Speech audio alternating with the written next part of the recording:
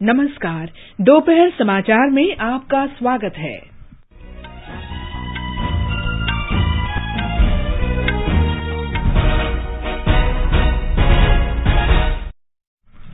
संसद की कार्यवाही अनिश्चितकाल के लिए स्थगित। शीतकालीन सत्र में लोकसभा में 82% जबकि राज्यसभा में 47% कामकाज हुआ। राष्ट्रव्यापी कोविड टीकाकरण के अंतर्गत देश में अब तक 139 करोड़ से अधिक टीके लगाए गए। स्वस्थ होने की दर 98.4% हुई। रक्षा अनुसंधान विकास संगठन ने ओडिशा तट के पास सतह से सतह पर मार करने में सक्षम कम दूरी की मिसाइल प्रलय का सफल परीक्षण किया। राष्ट्रपति रामनाथ कोविंद ने आज कोच्चि में नौसेना के संचालन प्रदर्शन का अवलोकन किया। प्रधानमंत्री कल वाराणसी में कई महत्वपूर्ण विकास कार्यक्रमों का शुभारंभ करेंगे।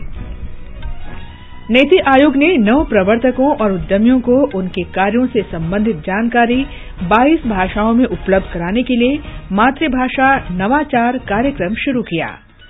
वित्त मंत्री निर्मला सीतारामन आज प्रमुख अर्थशास्त्रियों के साथ बजट पूर्व परामर्श करेंगी।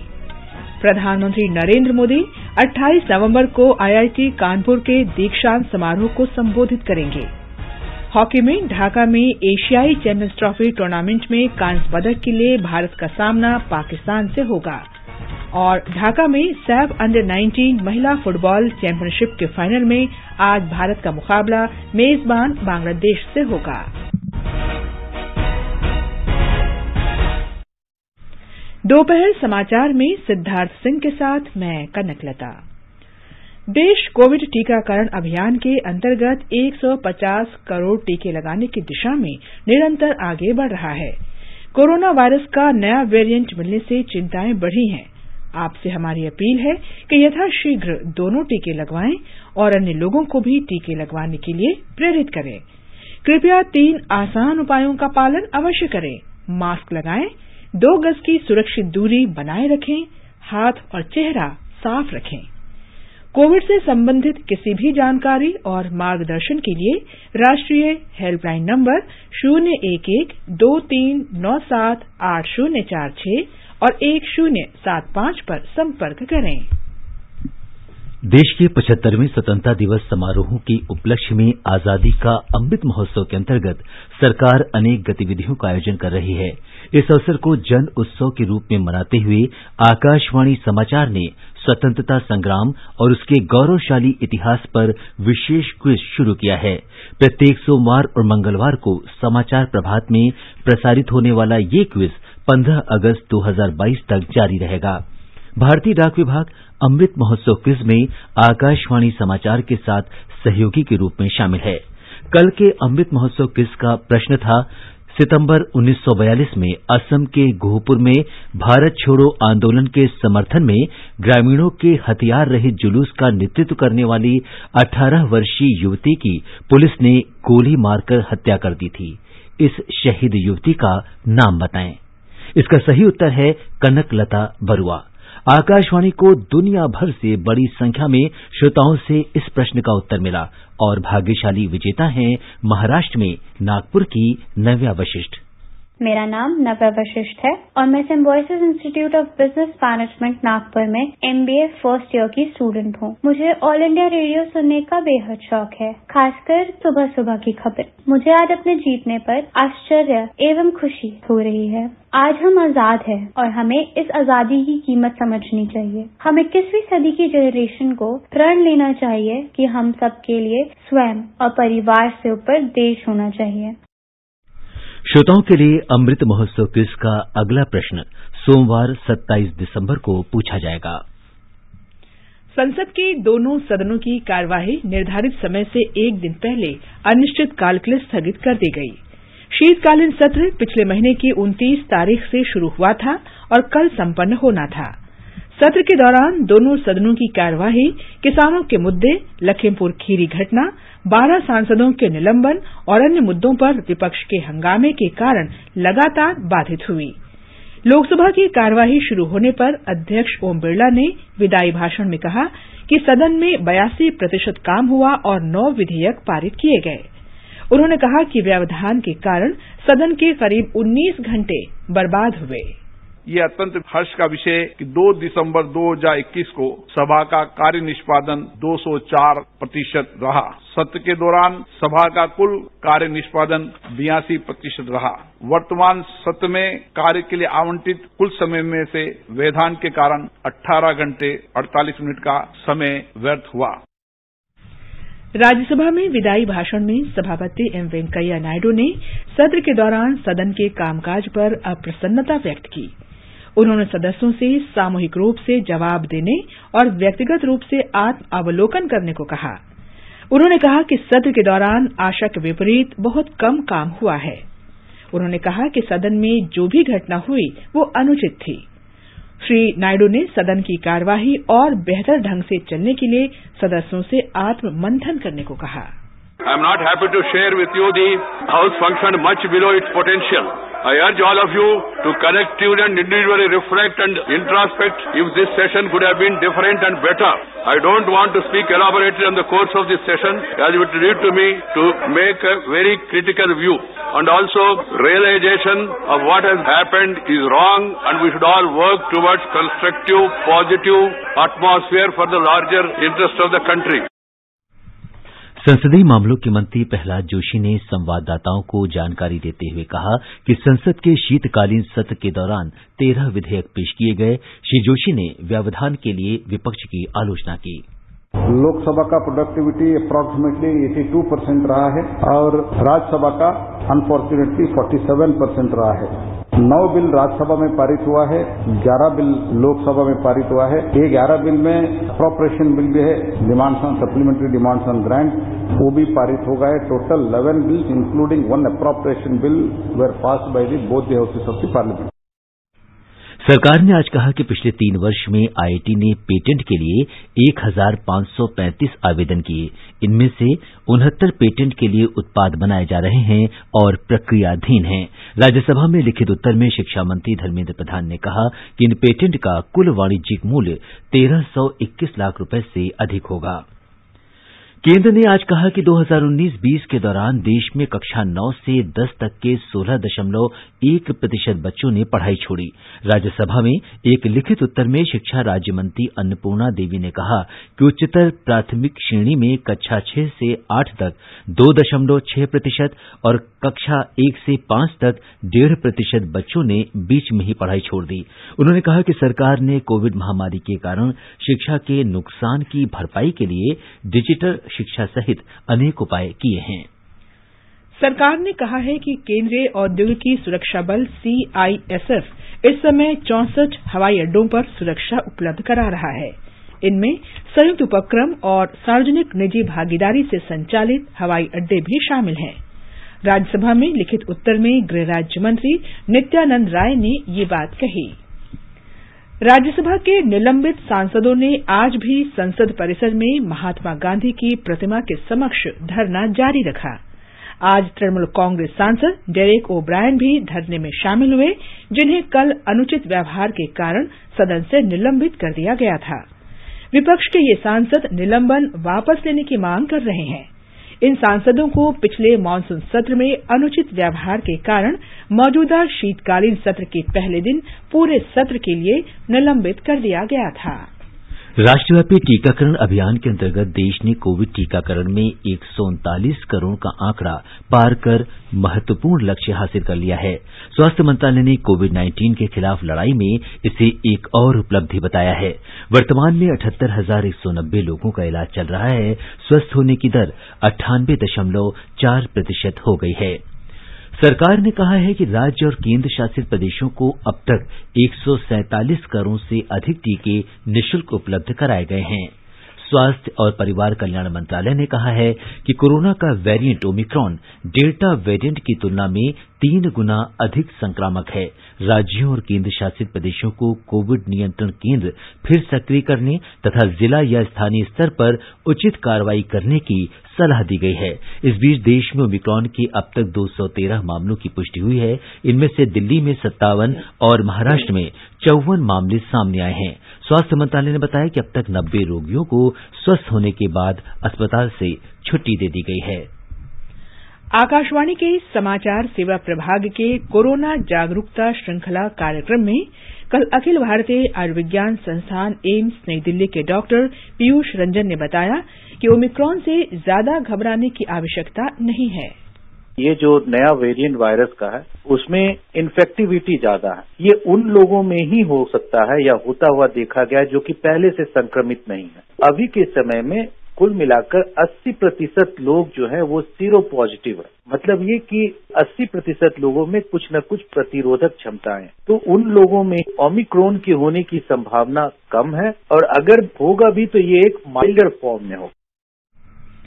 हमारे फोन इन कार्यक्रम कोरोना जागरूकता श्रृंखला में आज public health foundation of India के प्रोफेसर के श्रीनाथ रेड्डी कोरोना से संबंधित प्रश्नों के उत्तर देंगे। ये कार्यक्रम FM गोल्ड चैनल और अतिरिक्त मीटरों पर रात 9:30 बजे से सुना जा सकता है। श्रोता रात 9:30 बजे टोल फ्री नंबर 1800-115767 और टेलीफोन नंबर 011-2342-1230 और 011-2342-1764 पर कॉल करके अपने सवाल पूछ सकते हैं। आप हमारे Twitter handle @AIR news alerts पर #AskAIR पर भी सवाल भेज सकते हैं। कार्यक्रम हमारी वेबसाइट newsonair.nic.in और YouTube channel news on AIR official पर भी उपलब्ध रहेगा। ये समाचार हमारी वेबसाइट newsonair.com/hindi और हमारे mobile app news on AIR पर भी उपलब्ध हैं।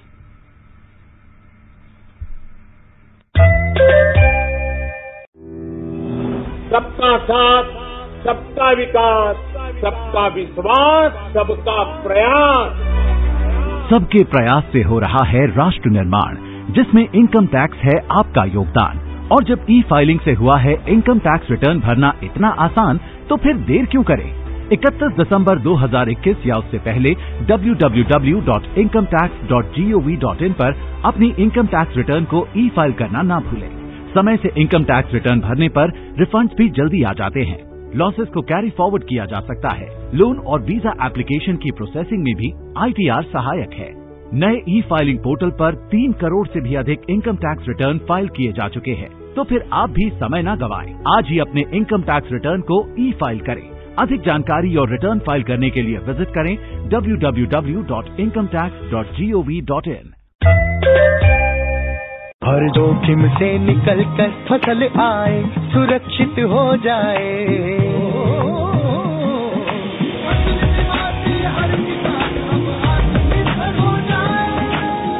संकट के समय प्रधानमंत्री फसल बीमा योजना किसानों के लिए वरदान है। अब सूखा पड़े या बाढ़ आ जाए, कोई डर नहीं। अब ओले पड़े या कीट पतंगे फसल खा जाए, कोई फिक्र नहीं, क्योंकि हमने लिया है प्रधानमंत्री फसल बीमा। बुआई से फसल कटाई तक हर जोखिम का दावा, न्यूनतम प्रीमियम पर अधिकतम भुगतान का वादा। योजना से हर साल जुड़ रहे हैं 5 करोड़ से ज्यादा किसान। अब आपकी है बारी। नजदीकी कृषि कार्यालय, सहकारी समिति, बैंक शाखा, अधिकृत बीमा कंपनी या जन सेवा केंद्र में स्वेच्छा से करा सकते हैं पंजीकरण। फसल बीमा पोर्टल या फसल बीमा ऐप द्वारा भी कराया जा सकता है पंजीकरण। प्रधानमंत्री फसल बीमा योजना, आपकी फसलों का संपूर्ण सुरक्षा कवच। कृषि एवं किसान कल्याण मंत्रालय, भारत सरकार। दोपहर समाचार में आपका फिर स्वागत है। रक्षा अनुसंधान और विकास संगठन DRDO ने आज सतह से सतह पर मार करने में सक्षम मिसाइल प्रलय का सफल परीक्षण किया। ओडिशा तट पर डॉक्टर APJ अब्दुल कलाम द्वीप से स्वदेश विकसित मिसाइल का परीक्षण किया गया। रक्षा मंत्रालय ने बताया कि मिसाइल सभी उद्देश्यों पर खरी उतरी। ये मिसाइल पूरे नियंत्रण और मार्गदर्शन के साथ उच्च स्तर की सटीकता से निशाना लगाने में सक्षम है। इस मिसाइल के पथ और दिशा में अचानक परिवर्तन करना भी संभव है। रक्षा मंत्री राजनाथ सिंह ने मिसाइल के विकास और पहले परीक्षण के लिए DRDO और सहयोगी टीम को बधाई दी है। उन्होंने सतह से सतह पर मार करने में सक्षम आधुनिक मिसाइल के विकास और सफल परीक्षण के लिए DRDO की सराहना की। रक्षा अनुसंधान और विकास विभाग के सचिव तथा DRDO के अध्यक्ष डॉक्टर G सतीश रेड्डी ने भी टीम की सराहना की। राष्ट्रपति रामनाथ कोविंद ने आज कोच्चि में नौसेना के दक्षिणी कमान के कई कार्यक्रमों में भाग लिया। उन्होंने कमान मुख्यालय में सेना के संचालन प्रदर्शन का अवलोकन किया। इसके बाद राष्ट्रपति कोचीन शिपयार्ड में आईएनएस विक्रांत के प्रकोष्ठ को देखने गए। देश का पहला स्वदेशी विमान वाहक पोत आईएनएस विक्रांत इसी शिपयार्ड में बनाया गया है। राष्ट्रपति केरल की 4 दिन की यात्रा पर हैं। प्रधानमंत्री नरेंद्र मोदी कल वाराणसी जाएंगे और कई विकास कार्यक्रमों का शुभारंभ करेंगे। श्री मोदी वाराणसी में करहियाओं में उत्तर प्रदेश राज्य औद्योगिक विकास प्राधिकरण फूड पार्क में बनास डेयरी संकुल की आधारशिला रखेंगे। रामनगर में दुग्ध उत्पादक सहकारी संघ संयंत्र के लिए बायोगैस आधारित विद्युत उत्पादन संयंत्र की आधारशिला भी रखेंगे। श्री मोदी भूमि के मालिकाना हक से संबंधित व्यवहारिक समस्याओं को कम करने के लिए राज्य के 20 लाख से अधिक निवासियों को स्वामित्व योजना के अंतर्गत ग्रामीण आवासीय अधिकार रिकॉर्ड घरौनी का वर्चुअल माध्यम से वितरण करेंगे। इस अवसर पर 870 करोड़ रुपए से अधिक लागत की 22 विकास परियोजनाओं का शुभारंभ होगा और आधारशिला रखी जाएगी। वाराणसी की पर्यटन क्षमता में तेजी लाने के लिए प्रधानमंत्री श्री गुरु रविदास जी मंदिर और संत गोवर्धन से जुड़ी पर्यटन विकास परियोजनाओं के पहले चरण का उद्घाटन करेंगे। प्रधानमंत्री नरेंद्र मोदी ने कहा है कि वे इस महीने की 28 तारीख को भारतीय प्रौद्योगिकी संस्थान आईआईटी कानपुर के दीक्षांत समारोह को संबोधित करने के लिए उत्सुक हैं। ट्वीट संदेश में श्री मोदी ने कहा कि ये एक प्रगतिशील संस्थान है जिसने विज्ञान और नवाचार के क्षेत्र में अग्रणी योगदान दिया है। उन्होंने अपने भाषण के लिए सभी लोगों से NarendraModi.in पर सुझाव साझा करने का आग्रह किया है। वित्त मंत्री निर्मला सीतारामन आज नई दिल्ली में प्रमुख अर्थशास्त्रियों के साथ बजट पूर्व विचार विमर्श करेंगी। वित्त मंत्रालय ने बताया है कि ये बैठक वर्चुअल रूप से आयोजित की जाएगी। आम बजट वित्त मंत्री द्वारा 1 फरवरी को संसद में पेश किया जाता है। विदेश मंत्री हर्षवर्धन श्रृंगला आज से 2 दिन के म्यांमार दौरे पर रहेंगे। विदेश मंत्रालय ने कहा है कि इस दौरान विदेश सचिव म्यांमार की प्रशासनिक परिषद, राजनीतिक दलों और नागरिक समाज के सदस्यों के साथ बैठक कर विचार विमर्श करेंगे।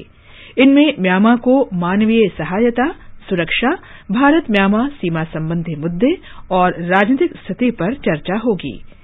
म्यांमार में इस वर्ष फरवरी में आंग सान सू की सरकार को हटाकर सैन्य शासन की सत्ता संभालने के बाद विदेश मंत्री श्री श्रृंगला की ये पहली म्यांमार यात्रा है। इससे पहले उन्होंने 2020 में म्यांमार का दौरा किया था।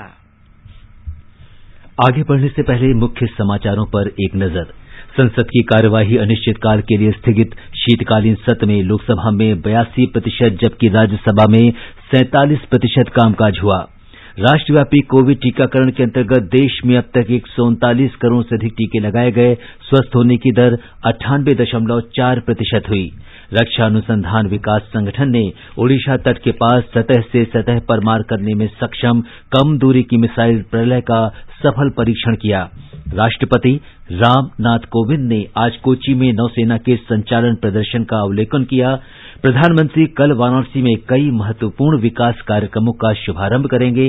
नीति आयोग ने नवप्रवर्तकों और उद्यमियों को उनके कार्यों से संबंधित जानकारी 22 भाषाओं में उपलब्ध कराने के लिए मातृभाषा नवाचार कार्यक्रम शुरू किया। वित्त मंत्री निर्मला सीतारामन आज प्रमुख अर्थशास्त्रियों के साथ बजट पूर्व परामर्श करेंगी। प्रधानमंत्री नरेंद्र मोदी 28 नवंबर को आईआईटी कानपुर के दीक्षांत समारोह को संबोधित करेंगे। हॉकी में ढाका में एशियाई चैंपियंस ट्रॉफी टूर्नामेंट में कांस्य पदक के लिए भारत का सामना पाकिस्तान से होगा और ढाका में सैफ अंडर-19 महिला फुटबॉल चैंपियनशिप के फाइनल में आज भारत का मुकाबला मेजबान बांग्लादेश से होगा। मुख्य निर्वाचन आयुक्त सुशील चंद्र ने बताया है कि गोवा विधानसभा का मौजूदा कार्यकाल 15 मार्च 2022 को समाप्त हो रहा है। इसी अवधि में विधानसभा चुनाव की प्रक्रिया पूरी कर ली जाएगी। गोवा में पणजी में संवाददाता सम्मेलन में उन्होंने कहा कि 5 जनवरी तक मतदाता सूची को अंतिम रूप दे दिया जाएगा।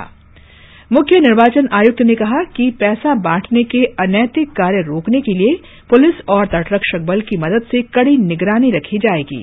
राज्य की सीमाओं पर भी कड़ी चौकसी बरती जाएगी। श्री सुशील चंद्र ने बताया कि चुनाव खर्च पर निगाह रखने के लिए पर्यवेक्षक तैनात किए जाएंगे। The Commission also met with the nodal officers of the enforcement agencies like Income Tax, DRI, Customs, Postal Guard, Police personnel, Railways, Airports CISF to curb the misuse of money, drugs and freebies distribution during the election, and also ensuring effective and prompt action on the ground. NITI Aayog ने आज अटल नवाचार mission के तहत अपनी तरह के प्रथम vernacular innovation programme VIP का शुभारंभ किया। इस कार्यक्रम के तहत नव प्रवर्तकों और उद्यमियों को 22 मातृभाषाओं में सुविधा उपलब्ध कराई गई है। इससे उन्हें एक दूसरे की भाषा और संस्कृति के बारे में जानने का अवसर मिलेगा।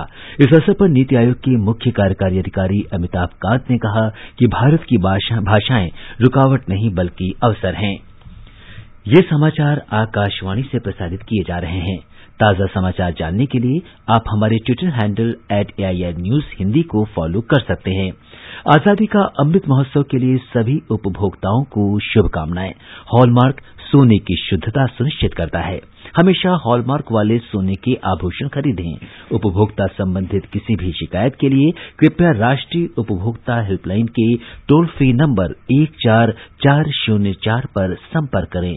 उपभोक्ता मामले विभाग, भारत सरकार द्वारा जनहित में जारी। जागो ग्राहक जागो। ये आकाशवाणी है। आजादी के अमृत महोत्सव के हिस्से के रूप में आकाशवाणी समाचार स्वतंत्रता आंदोलन से संबंधित 75 कड़ियों का कार्यक्रम निशान प्रसारित कर रहा है। निशान श्रृंखला में आज शाम 4:45 पर परिक्रमा कार्यक्रम में हम आपको नई दिल्ली स्थित गांधी स्मृति के बारे में जानकारी देंगे।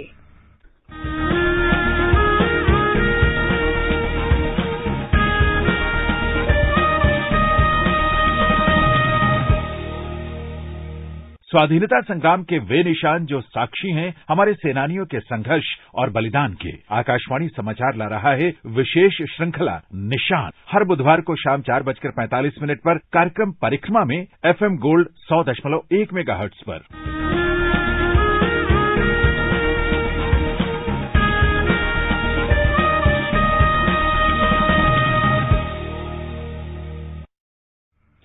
आजादी का अमृत महोत्सव के अंतर्गत आइए अब सुनते हैं आकाशवाणी की विशेष प्रस्तुति आजादी का सफर। आजादी का अमृत महोत्सव।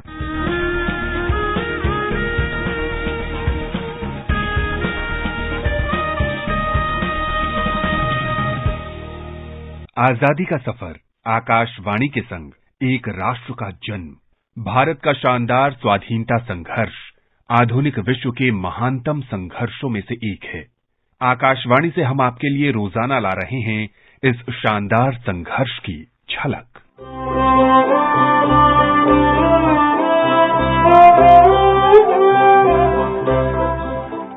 बाईस दिसंबर 1901 को गुरुदेव रविंद्रनाथ टैगोर ने पश्चिम बंगाल के शांति निकेतन में बच्चों के लिए ब्रह्मचर्य आश्रम स्कूल की स्थापना की। इसी स्कूल के इर्द गिर्द अपरंपरागत और विश्व स्तर पर प्रसिद्ध विश्व भारती विश्वविद्यालय की संरचना हुई, जिसका विकास शिक्षा के प्रति प्रेम, समर्पण और सावधानी पूर्वक योजना के माध्यम से किया गया।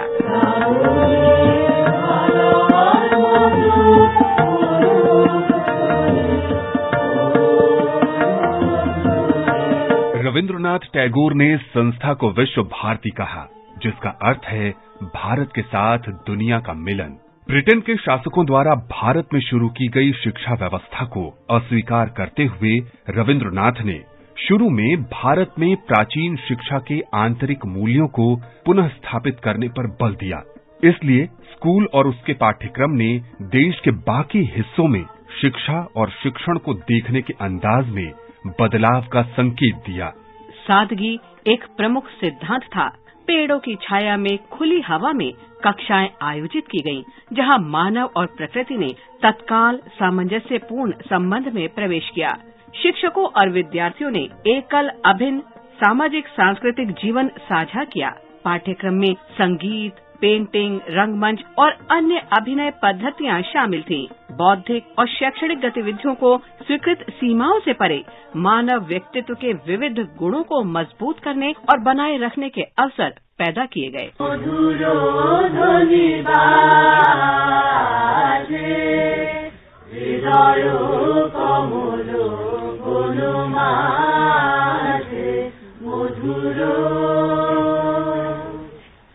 स्वतंत्रता के बाद संस्था को 1951 में संसद के एक अधिनियम द्वारा केंद्रीय विश्वविद्यालय का दर्जा दिया गया था। ये भारत और दुनिया के नागरिकों के सशक्तिकरण में निरंतर योगदान दे रहा है।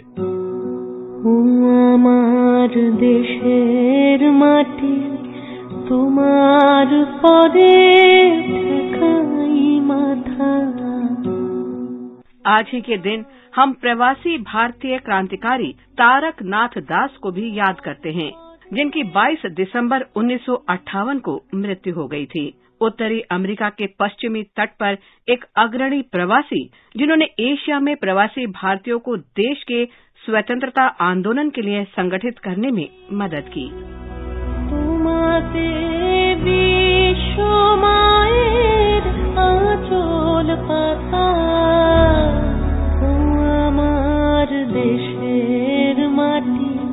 तारक नाथ का जन्म 15 जून 1884 को पश्चिम बंगाल के 24 परगना जिले के कांचरा पाड़ा में हुआ था। कलकत्ता में कॉलेज में भाग लेने के दौरान उन्हें एक ब्रिटिश विरोधी गुप्त संस्था में भर्ती किया गया था। 1905 तक उन्होंने अपनी पढ़ाई छोड़ दी और क्रांतिकारी संदेशों का प्रसार करना शुरू कर दिया। 1905 में वे एक साधु के वेश में जापान पहुंचने में सफल रहे। ब्रिटिश राजदूत द्वारा उसके प्रत्यर्पण का अनुरोध करने के बाद दास वहां से बच निकले और अमेरिका पहुंच गए। उन्होंने बर्कले में कैलिफोर्निया विश्वविद्यालय में दाखिला लिया, जहां उन्होंने भारतीय स्वतंत्रता आंदोलन के लिए भारतीय प्रवासियों को संगठित किया। दास ने 1908 में ब्रिटिश कोलंबिया की भारतीय प्रवासी आबादी को ब्रिटिश भारत सरकार के शोषणकारी नीतियों के बारे में शिक्षित करने के लिए फ्री हिंदुस्तान नामक एक मासिक पत्रिका शुरू की।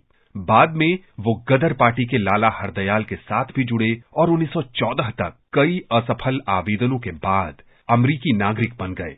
इस प्रकार ब्रिटिश सरकार की पहुंच से वो बाहर हो गए।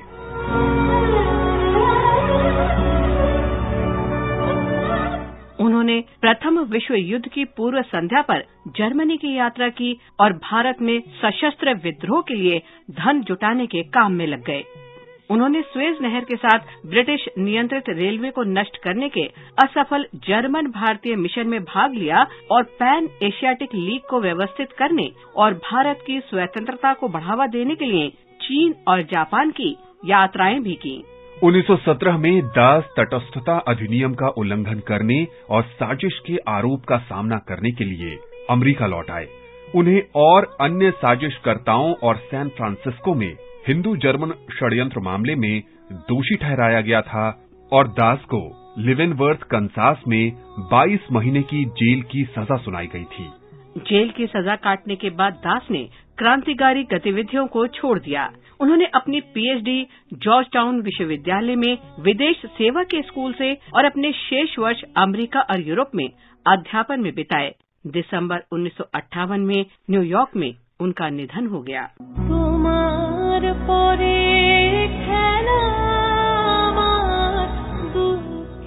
आज बस इतना ही। आजादी का सफर आकाशवाणी के संग कल फिर मिलेंगे नई कड़ी के साथ।